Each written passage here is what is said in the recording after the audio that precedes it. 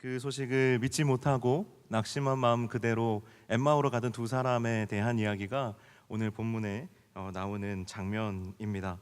예수님께서 이들을 향해서 하신 첫 마디가 뭐였냐면 미련하고 선지자들의 말한 모든 것을 마음에 더디 믿는 자들이여 였습니다. 저는 오늘 이 본문의 말씀을 묵상하면서 꼭 저에게 말씀하시는 것 같은 인상을 받았습니다. 여러분은 믿음 하면 어떤 거라고 여겨지십니까? 여러분은 믿음을 어떤 곳에 사용하고 계십니까? 여러분의 믿음의 실체는 무엇이죠?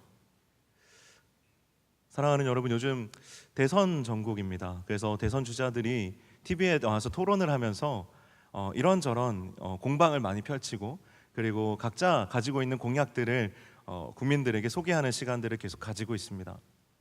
여러분은 어떤 후보를 지지하고 또 어떤 후보를 여러분 믿으시는지 모르겠습니다. 저는 개인적으로 이 대선 후보 토론 방송을 보면서 어떤 후보도 전적으로 신뢰가 간다 싶은 사람은 없더라고요. 그런데 SNS에 돌아다니는 어떤 그 정책에 대한 그런 이제 뭐라 그러죠? 설문조사 같은 게 있는데, 내가 이렇게 나에게 맞는 정책들을 선택을 하면 그 최종적으로 나에게 가장 적합한 정책을 낸 후보자가 누구인지를 이렇게 결과적으로 보여주는 그런 재밌는 프로그램이 있더라고요. 그걸 하면서 제 마음에 어떤 마음이 들었냐 하면, 내가 후보는 신뢰할 수 없지만 나는 나의 선택은 신뢰할 수 있는 사람이구나, 이런 생각을 하게 됐습니다. 후보가 낸 정책들을 내가 선택하게 되면 그 정책에 맞는 후보를 제가 선택하는 게 되더라고요. 사랑하는 여러분, 그런데 예수님을 믿을 때 예수님의 어떠한 행동이나 행적이나 어떤 모습 때문에 믿는 것이 아니라, 사실 사람은 전적으로 믿을 수 없는 존재이지만 이 차이가 있는 거예요. 예수 그리스도는 그 자체로서 믿을 수 있는 분이라는 차이가 있습니다. 여러분, 저는 전적으로 아마 여러분들에게 믿을 수 있는 대상이 아닐 겁니다. 하지만 예수님은요, 여러분에게 있어서 전적으로 믿을 수 있는 대상이 돼야 돼요. 사람은 그간에는 정책을 신뢰할 수 있지만 그 신뢰는 정책에 대한 나의 판단이지 그 사람에 대한 신뢰는 아니지 않습니까? 하지만 예수 그리스도에 대해서는 그래서는 안 된다라는 거예요. 그렇다면 우리가 어떤 믿음을 가져야 될까요? 그리고 그 믿음이라는 것을 우리는 어떻게 사용해야 될까요? 믿음은요, 일단 우리가 흔히 믿음을 사용하는 것처럼 자기 성취의 수단이 아니라는 것을 우리는 기억해야 됩니다. 여러분, 믿음 어떨 때 사용하세요? 여러분, 믿음을 보통은 우리가 몸이 아플 때 사용하지 않습니까? 하나님, 제가 해야 될 일들이 많이 있는데 하나님 아프지 않게 해주세요.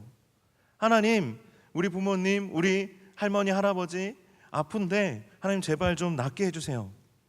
돈이 없으면 이렇게 기도하죠. 하나님, 제가 이번 학기 등록금을 대야 되는데, 이번 학기 생활비를 대야 되는데, 월세를 내야 되는데, 핸드폰 요금을 내야 되는데 하나님 이 재정을 채워주십시오. 직장이 없는 사람들은 어떻게 기도하겠습니까? 하나님, 나에게 직장을 주십시오, 이렇게 기도하겠죠. 그리고 결혼을 하고 싶으면 배우자를 달라고 기도하고, 또 우리가 공동체에서 어떤 행사나 프로그램을 하면 또 그것을 위해 기도하겠죠. 하나님, 우리세를 도와주십시오. 하나님, 여름 사역을 도와주십시오. 하나님, 이번 다모 전도 축제를 주님 도와주십시오. 우리는 부족한 것이 있으면 믿음을 사용해서 그 부족함을 채우기 위해 그 믿음을 활용합니다. 여러분, 하지만 그렇다면 여기에 우리의 믿음이 제한된다면 우리가 믿지 않는 사람들과 다른 것이 무엇일까요? 믿지 않는 사람들도요, 급하면 손에 잡히는 대로 찾습니다. 믿지 않는 사람들도 급하면 마음으로 빌고요, 정성을 다합니다. 급할 때 찾는 대상이 종교를 결정하는 것이라면 그것은 참 믿음이라고 할 수 없겠죠. 여러분, 여러분의 삶에서 여러분의 믿음이라는 것이 여러분의 인생에 있는 큰 산을 옮기는 데만 필요한 것이라면 그것은 사실 그 믿음을 가지고 하나님을 시험하는 것 그 이상이 될 수가 없을 것입니다. 믿음으로 우리가 옮겨야 될 산이나 믿음으로 우리가 정복해야 될 대상이 있다면 그것은 우리의 외부에 우리가 해결해야 될 어떠한 문제들이 아니라 사실은 바로 우리 자신이 이 믿음으로 정복해야 될 대상이고, 그리고 또한 이 세상의 세속적인 것들이 아마 우리가 믿음으로 정복해야 할 대상일 것입니다. 내 안에 불신과 교만과 욕심이 우리가 정복해야 될 대상이고요, 세상에 하나님을 인정하지 않는 것들을 믿음으로 변화시켜야 하는 것이 우리의 믿음을 제대로 사용하는 것일 것입니다.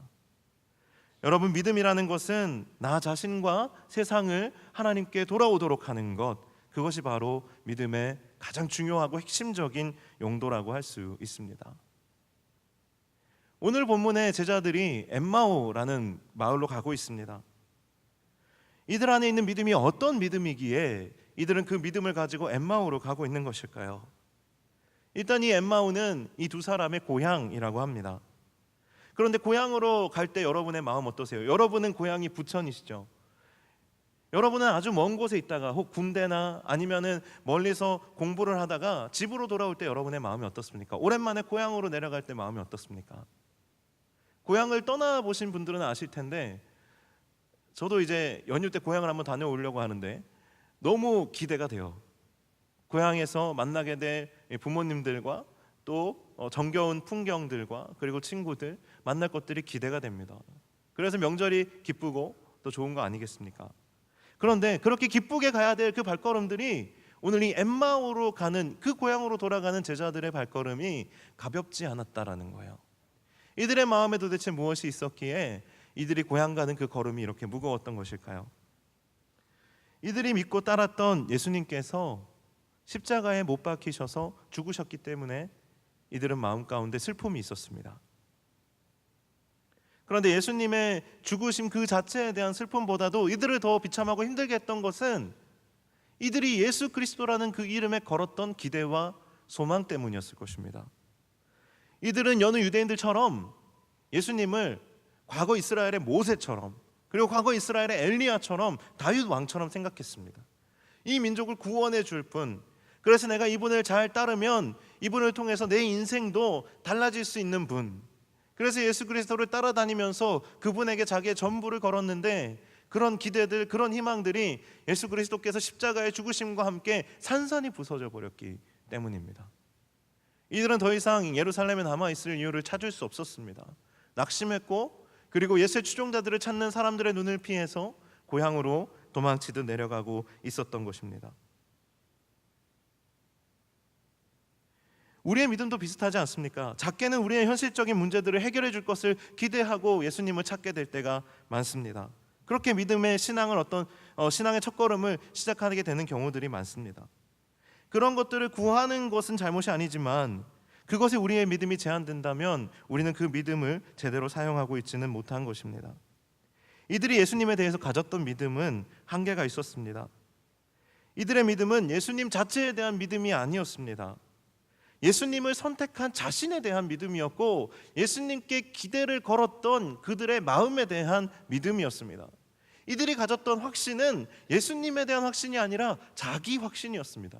예수를 따르면 뭔가 내가 필요한 것들이 채워지겠지. 정작 예수님이 무엇을 원하시는지, 성경 말씀이 무엇을 이야기하는지 그들은 잘 이해하지 못하는 상태로 예수를 따랐기 때문에 이들은 믿음은 가지고 있었지만 그 믿음이 자기 자신을 위한 것이었지, 그 믿음이 주님을 위한 믿음, 주님을 따르기 위한 믿음은 아니었던 것입니다. 예수님을 보면서 자신의 기대가 이루어지기를 바랬지만 예수님의 십자가 소식은 이들에게 절망을 안겨주었습니다. 이처럼 십자가에 달려 죽은 무력한 사람은 이들이 생각했던 이 나라와 이 민족을 구원할 영혼과는 너무나도 다른 분이었습니다. 여러분 한번 보십시오. 이들의 믿음이 오히려 이들을 주님께로 인도하고 있습니까? 아니면 주님께로부터 멀어지게 하고 있습니까? 여기서 우리는 다시 한번 생각해 봐야 될 필요가 있습니다. 우리가 어떻게 하면 이들이 어떻게 하면 믿음을 회복할 수 있을까요?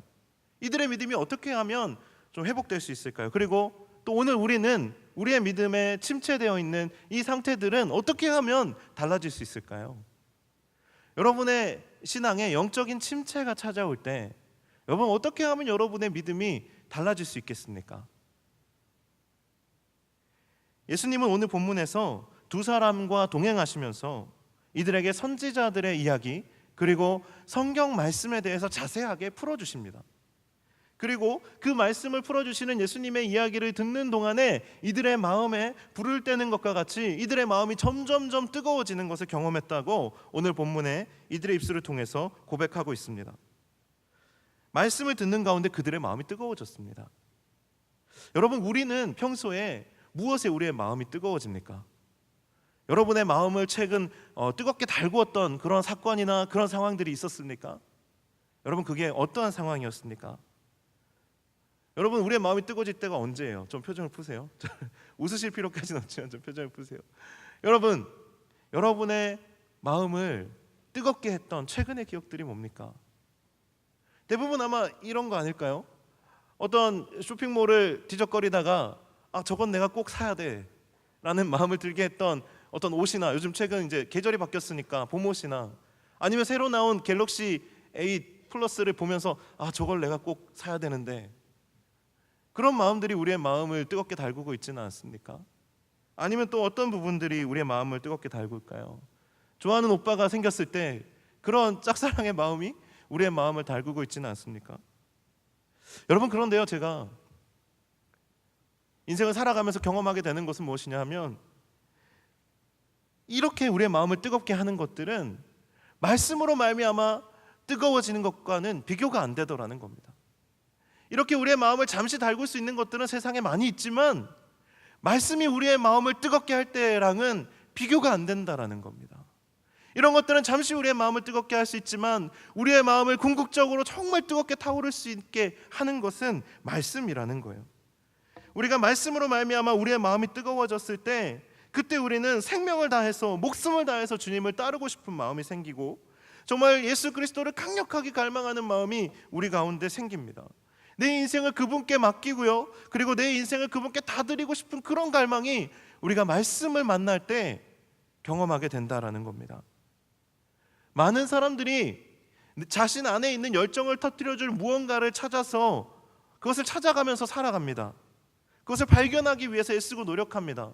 그래서 해외에도 나가보고요, 여러 가지 배워보기도 하고요, 어떻게 하면 정말 나를 만족시켜 줄 수 있는 일, 나를 만족시켜 줄 수 있는 사람, 이것을 찾기 위해서 방황하는 것이 인생의 전부가 되어버렸습니다. 그것을 우리가 고급스러운 단어로 자아실현의 욕구라고 합니다. 그런데 여러분 주변을 한번 돌아보실래요? 우리 주변에 있는 분들을 한번 돌아보셔도 좋습니다. 우리 주변에 있는 사람들의 얼굴을 보십시오. 여기 어디에 정말 충만한 만족을 누리고 있는 사람들의 얼굴이 있습니까? 우리가 세상을 살아갈 때에 우리를 정말 충분히 만족시켜주고 우리로 하여금 부족함이 없도록 느끼게 하는 것들은 사실 생각보다 별로 없어요. 세계 여행을 정말 매일같이 다니는 사람을 한번 보십시오. 그 사람의 삶에 만족이 있는지, 그 사람의 삶에 완전한 행복이 있는지, 그 사람의 삶에 정말 뜨거운 초월적인 열망이 있는지 한번 보십시오. 세상의 모든 것을 다 가진 재벌 아들, 딸 혹시 친구 있으면 한번 만나보십시오. 그에게는 정말 진정한 만족이 있는지. 만약에 그렇다면 우리는 거기에 인생을 올인해야 됩니다. 어떻게 하면 재벌이 될 수 있는지, 아니면 어떻게 하면 재벌가의 사위가 되고 며느리가 될 수 있는지 고민해야 됩니다. 그렇지 않습니까? 그러나 거기에 진정한 행복이 있지 않기 때문에 우리는 오늘 이 자리에 있는 것입니다. 많은 사람들이 자기의 열정을 터뜨려줄 대상을 찾으면서 삽니다. 하지만 세상 어디에 완벽하게 행복하고 완벽하게 열정적인 사람이 있습니까? 오히려 여러분, 나이가 들어가면서 어떠세요? 여러분은 나이가 들어가면서 더 행복해지십니까? 더 즐거워지십니까? 저는 부끄럽습니다. 저보다 나이 많은 분도 계시는데, 저는 나이가 들수록요, 옛날에 당연히 재밌었던 것들이 점점 재미없어지는 것들을 경험합니다. 최근에 제가 심각하게 고민하는 게 뭔지 아십니까? 옛날에 정말 사랑했던 게임들이 이제는 아무리 해도 재미가 없어요. 제가 이 이야기를 청년들과 나눴더니 청년들이 뭐라고 하냐면, 목사님 게임 잘 못하시죠? 이러더라고요. 잘하면 재밌는데 잘 못하기 때문에 재미없다는 거예요. 그런데 아무리 노력해도 재미가 없더라고요. 재밌으려고 아무리 노력해도 재미가 없더라고요. 세상에 좋은 것들이 그렇습니다. 제가 옛날에는요, 이성교제 강의하는 거 즐거워했습니다. 연애 이야기하는 거 재미있었어요. 여러분 재미있으시죠? 특히 남 얘기하는 거, 남 연애 얘기하는 거 재미있으시죠? 우리 오빠 얘기하는 거 좋잖아요. 내 여자친구 자랑하는 거 좋지 않습니까? 그런데 나이가 드니까 이런 것도 재미가 없더라고요. 점점 재미가 없어져요. 그래서 제가 요즘 이성교제 강의 잘 안 합니다. 제가 못해서 안 하는 게 아니에요. 제가 원래 옛날에 막 이성교제 강의 막 열 몇 번씩 막 이렇게 하고 다니고 그랬는데 요즘 하지 않아요. 재미가 없어요. 근데 여러분 필요하시면 요청하십시오. 그럼 하겠습니다. 정말 열심히 준비해서 하겠습니다. 최선을 다해서. 한 10명 모이면 저한테 전화하세요. 그런 사람 10명 있으면 제가 해드릴게요. 그러나 시간이 지나면 그거에 대한 열정이 사라지더라고요. 더 이상 재미가 없습니다. 제가 유일하게 정말 만나본 적이 있고 정말 유일하게 정말 저 사람 정말 열정이 있다, 뜨겁다라고 경험해 본 적이 있는 사람은 이런 사람들이었어요. 주님을 만난 사람들. 그리고 그 사람이 주님을 만났을 때 비로소 정말 세상이 줄 수 없는 열정이 그 사람을 사로잡는 것을 저는 봤습니다. 그리고 저 또한 그 사람들 중에 한 사람이었었습니다. 여러분, 그런데 왜 우리는 우리의 열정을 쏟을 대상이나 상황을 이 세상에서만 찾으려고 하십니까? 여러분들이 찾는 그런 열정은 이 세상에 있는 것이 아니라 그리스도께로부터 받아서 나가야 하는 것입니다.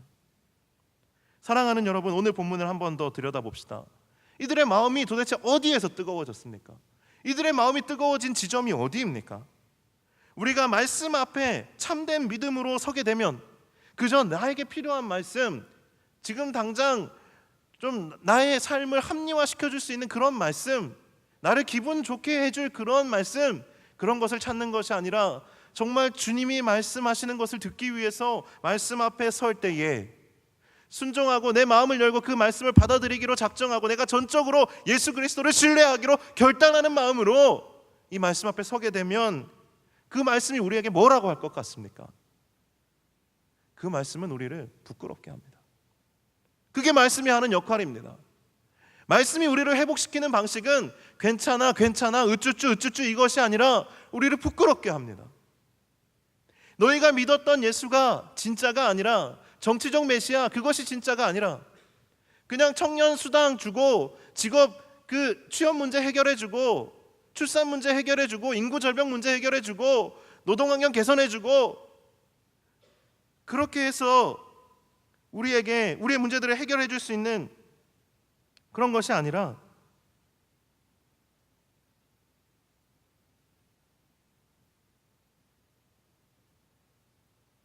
우리는 말씀을 읽을 때 정말 주님이 우리에게 하시는 일들, 우리의 죄의 문제를 해결해 주시고 우리를 살게 하시는 주님을 만나게 됩니다.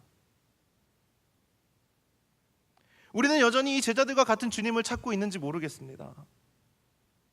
하지만 이 세상에도 이런 것들을 해결해 줄 수 있는 사람은 없죠. 주님은 그 문제를 해결해 주실 수 있는 능력이 있는 분이십니다. 하지만 그 이전에 주님은 우리에게 이미 많은 일을 하셨다는 것을 기억해야 합니다. 그리고 주님이 우리에게 하시고자 하시는 일이 무엇인지를 우리는 보아야 합니다. 우리가 말씀 앞에 서게 되면 그 말씀은 우리를 부끄럽게 하고 우리로 하여금 수치심을 느끼게 하고, 그래서 말씀을 듣고 읽을 때 우리는 우리의 숨이 막히고 가슴이 먹먹해지는 것을 경험하게 됩니다. 그리고 그렇게 경험되어져야 합니다. 그렇게 말씀 앞에 서서 우리가 애통함을 느끼고 답답함을 느끼고 정말 하나님 앞에서 내가 오호라 나는 공고한 자로다, 이 사망에서 누가 나를 건져내랴, 이 바울의 고백처럼 하나님 앞에 나아올 수 있어야 합니다. 선지자들의 말씀을 풀어주시는 예수님의 말씀을 들을 때 여러분, 제자들의 마음, 이 두 사람의 마음이 여러분 어떠했을 것 같습니까? 이들이 당시에 그 이야기를 들었을 때 그저 정말 내가 생각했던 게 아니었구나, 이런 가벼운 마음이었을까요? 저는 그렇게 생각하지 않습니다. 이들이 정말 내가 완전히 잘못 생각하였구나, 내가 완전히 잘못 보고 있었구나, 저는 그것이 깨달아지면서 이들 안에 깊은 수치심이 올라왔을 거라고 생각합니다. 이들 안에 깊은 돌이킴이 일어났을 거라고 생각합니다.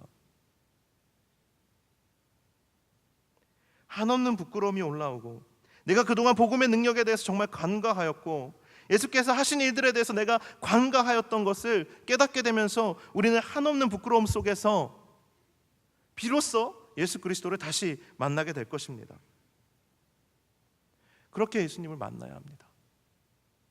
그냥 고쳐주세요, 회복해주세요, 이것이 아니라 말씀과 만나야 합니다. 나를 부끄럽게 하는 말씀과 만나야 합니다. 나를 수치스럽게 하는 말씀과 부딪혀야 합니다. 그래서 주님 앞에 정말 나는 너무나도 부족한 사람입니다. 주님, 나는 정말 쓰레기와 같은 사람입니다. 나는 정말 먼지투성이의 사람입니다. 하나님, 내가 어찌하면 좋습니까? 회복하여 주십시오. 내가 정말 말씀을 바로 보게 하여 주시고, 내가 정말 제대로 된 예수 그리스도를 만나게 하여 주시고, 내가 정신을 차리고 살도록 주님 도와주시옵소서. 여러분, 그렇게 기도해야 되지 않겠습니까? 여러분, 내가 예수 그리스도를 믿는다 하고 내 인생이 왜 이렇게 힘겨운지 아십니까? 예수 믿는 것이 왜 나에게 있어서 더 무거운 것인지 아십니까? 왜냐하면 내가 이 세상의 짐과 예수 그리스도가 주시는 그 십자가를 함께 지기 때문입니다. 내가 예수를 믿으면서 그 이전의 행실을 버리지 못하면 그것은 마치 무거운 통나무를 어깨에 짊어지고 신앙생활을 하는 것과 같습니다. 내가 예수를 믿고 내가 처음에는 내가 술을 끊지 못하고 담배를 끊지 못하고 도박을 끊지 못해도, 내가 다른 어떠한 음란한 중독이나 다른 것들을 끊지 못해도 처음에는 괜찮습니다. 하지만 내가 그것을 끊어버리지 못하는 채로 계속 살게 되면 그 죄의 짐이, 그 주님과 나를 멀어지게 하는 그 요소들이 내 어깨를 통나무처럼 짓눌러서 우리를 힘들게 하는 것 아닙니까? 우리의 영은 민감합니다. 그래서 우리가 조금만 방심하면 침체됩니다. 여러분, 그렇지 않습니까? 제가 집에 가서요, 주일을 보내고 나면 힘들어서 퍼져서 TV를 봅니다. 1시간, 2시간 그렇게 TV 앞에 앉아 있다 보면, 3시간 이렇게 TV 앞에 앉아 있다 보면, 그러고 나면 저의 영이 침체되더라고요. TV를 봐서 내 영이 회복될 것 같으면 얼마나 좋겠습니까? 여러분, 10시간씩 보십시오. 24시간 보십시오. 여러분, 술을 퍼마시고 친구들하고 흥청망청 그렇게 시간을 보내서 여러분의 영이 회복될 것 같으면 여러분 마음껏 마시십시오. 여러분, 담배 펴서 정말 폐는 다 망가져도 영생을 얻을 것 같으면 여러분 담배 피십시오. 마음껏 피세요. 담배값이 무슨 문제가 되겠습니까? 사랑하는 여러분, 여러분의 영혼이 침체되는 이유가 무엇입니까? 여러분의 영은 민감한데 그리스도의 음성을 따라 말씀 앞에 정직하게 서려는 마음이 없기 때문 아닙니까? 예수 그리스도를 믿되 내가 믿고 싶은 대로 믿고 내가 믿고 싶은 방식대로 믿기 때문 아닙니까? 이 제자들이 왜 엠마오로 가고 있습니까? 이들이 믿고 싶은 대로 믿었고 이들이 믿는 것이 진정한 그리스도가 아니었기 때문에 이들은 낙심하고 엠마오로 가고 있습니다. 우리의 신앙이 힘을 잃고 침체되고 우리의 믿음이 힘을 잃는 이유가 무엇입니까? 그것은 우리가 사실은 온전히 말씀을 우리의 마음속에 믿음으로 받아들이고 있지 않기 때문입니다.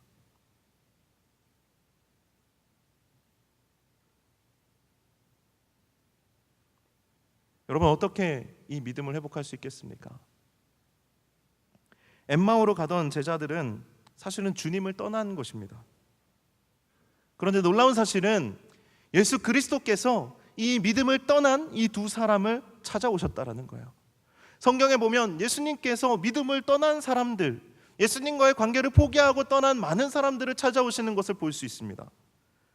오늘 이들도 마찬가지입니다. 주님이 이들을 찾아오셨습니다. 이들에게 찾아오셔서 이들의 마음속에 말씀을 넣어주셨습니다. 떡을 떼어주시면서 주님의 사랑과 헌신을 기억하게 하셨습니다. 여러분, 우리의 인생도 길 위에 있습니다. 어떤 길인지는 모르겠지만 이 길이 주님께로 난 길인지 아니면 주님과 반대로 된 어떤 길인지 우리는 그 길 위에서 날마다 선택해야 합니다.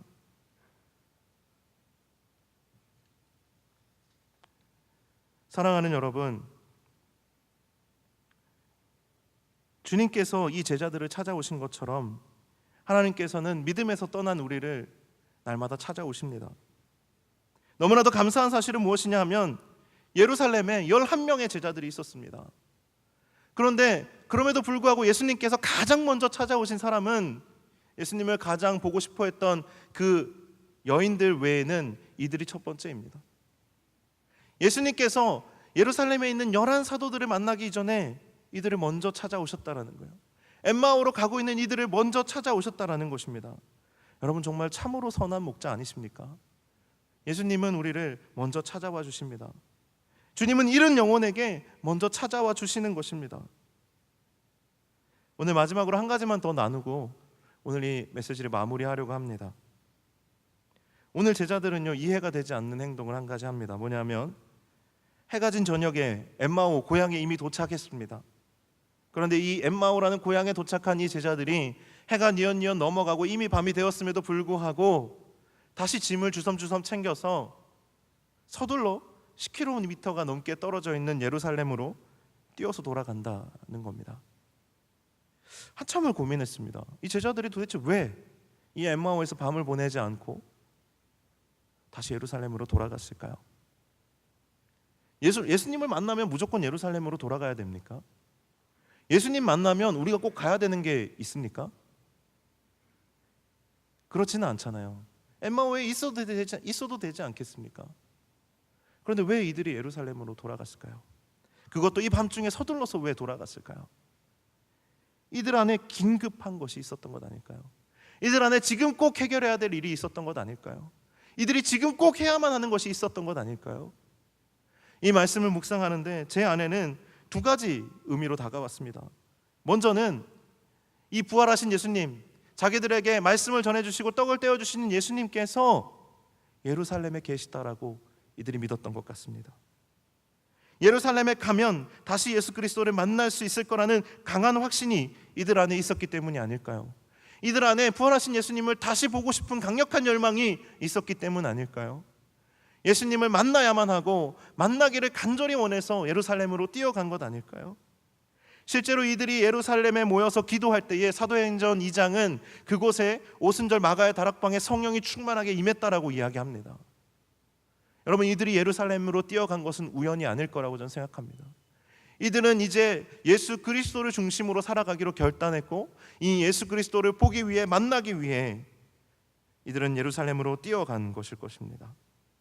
우리도 진정한 믿음을 갖게 되면 내 육신이 이끄는 대로, 내 마음이 이끄는 대로 가는 것이 아니라 주님이 이끄시는 대로 서둘러 가게 되는 줄로 믿습니다. 두 번째로 이들이 예루살렘으로 급히 뛰어간 이유는 그곳이야말로 이 부활하신 예수 그리스도에 대한 소식을 간절히 필요로 하는 사람들이 있었기 때문입니다. 예수님을 잃어버리고 가장 슬퍼하고 아파하고 낙담되어 있는 이들이 바로 이 예루살렘에 있었기 때문입니다. 예수님을 죽인 이들이 제자들을 찾고 있고 제자들은 두려움에 떨며 창가문을 닫고 숨어있는 그러한 상황 가운데 이들은 뛰어가서 믿음의 부활의 소식을 전하게 됩니다.